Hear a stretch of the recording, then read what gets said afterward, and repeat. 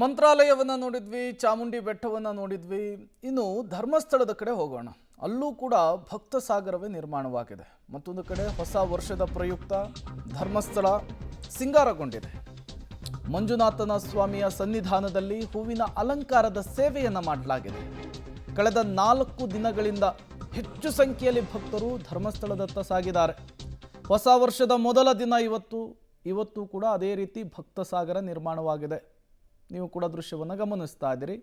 ಧರ್ಮಸ್ಥಳದ ಶ್ರೀ ಮಂಜುನಾಥ ಸ್ವಾಮಿಯ ಸನ್ನಿಧಾನದಲ್ಲಿ ಒಂದು ಕಡೆ ಭಕ್ತರು, ಮತ್ತೊಂದು ಕಡೆ ಭಕ್ತರನ್ನು ಕೈಬೀಸಿ ಕರೀತಾ ಇರುವಂತಹ ಹೂವಿನ ಅಲಂಕಾರ ಯಾವ ರೀತಿ ಇದೆ ಅಂಥೇಳಿ.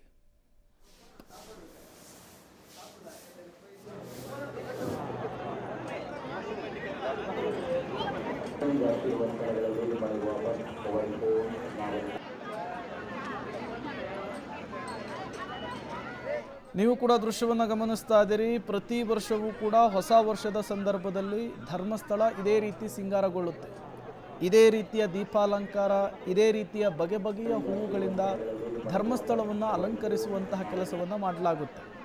2026 ಮೊದಲ ದಿನ ಇವತ್ತು ದೊಡ್ಡ ಸಂಖ್ಯೆಯಲ್ಲಿ ಭಕ್ತರು ಬರ್ತಾ ಇದ್ದಾರೆ. ಈ ಪುಷ್ಪಾಲಂಕಾರ ಭಕ್ತರನ್ನು ಮನಸೂರೆಗೊಳಿಸ್ತಾ ಇದೆ.